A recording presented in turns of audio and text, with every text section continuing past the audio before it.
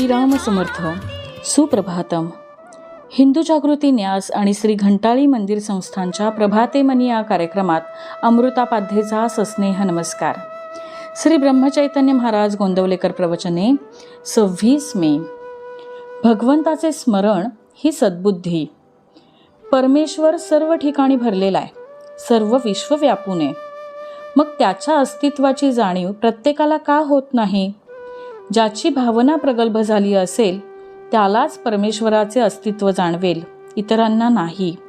म्हणून तशी भावना असणे जरुरी आहे आणि ते उत्पन्न होण्यासाठी परमेश्वराच्या स्मरणाची आवश्यकता आहे. मी नामस्मरण करतो असे जो म्हणतो तो माझ्यावर उपकार करतो असे मला वाटते. कारण जी व्यक्ती नामस्मरण करते ती स्वतःचा उद्धार करून घेत असते, म्हणजे पर्यायाने माझ्यावर उपकारच करत असते. बुद्धिवाद्यांना एक शंका अशी येते की परमेश्वर हा जर बुद्धिदाता आहे तर मग दुर्बुद्धी झाली तर तो दोष माणसाचा कसा म्हणता येईल? याला उत्तर असे की बुद्धिदाता परमेश्वर आहे हे अगदी खरे, पण त्या बुद्धीची सद्बुद्धी किंवा दुर्बुद्धी का होते हे पाहणे जरुरी आहे. प्रकाश काळोख या दोन्हीलाही सूर्यच हा कारण असतो.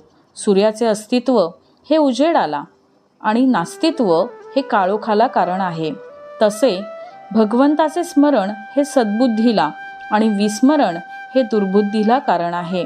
म्हणून बुद्धिदाता परमेश्वर हे जरी खरे असले तरी सद्बुद्धी वा दुर्बुद्धी ठेवणे हे मनुष्याच्या हातात आहे. भगवंताचे स्मरण ठेवले म्हणजे दुर्बुद्धी होणार नाही. म्हणून नेहमी भगवंताच्या स्मरणात राहावे आणि याला उपाय म्हणजे नामस्मरण.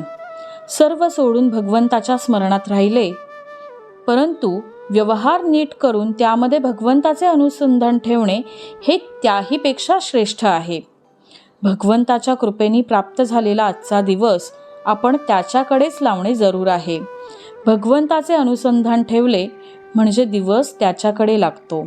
अशा रीतीने आजचा दिवस भगवंताच्या अनुसंधानात घालवला तर आपल्याला नित्य दिवाळीच आहे. अनुसंधानात स्त्री पुरुष, श्रीमंत गरीब हे भेद नाहीत. इतर साधनांनी जे साधायचे ते नुसत्या अनुसंधानाने साधते. हाच या युगाचा महिमा आहे. इतर विषय मनात न येता एकाच विषयावर मन एकाग्र होणे याला अनुसंधान असं म्हणतात. भगवंताचे अनुसंधान हेच खरे पुण्य होय आणि हीच आयुष्यात मिळवण्याची एकमेव गोष्ट होय. एक, भगवंताचे अनुसंधान ठेवा म्हणजे इतर सर्व गुण आपोआप मागे चालत येतील. भगवंताला अनन्य भावे अशी प्रार्थना करावी की देवा, प्रारब्धाने आलेले भोग येऊ देत, पण तुझे अनुसंधान मात्र चुकू देऊ नकोस. बोधवचन. नाम व अनुसंधान 24 तास चालायला पाहिजे. तिथे दुसरी एखादी गोष्ट वेळेवर न झाली तर त्याचा आग्रह नसावा. आजचा हिंदू कर्तव्य दिनविशेष संकष्ट चतुर्थी, चंद्रोदय रात्री 10:02.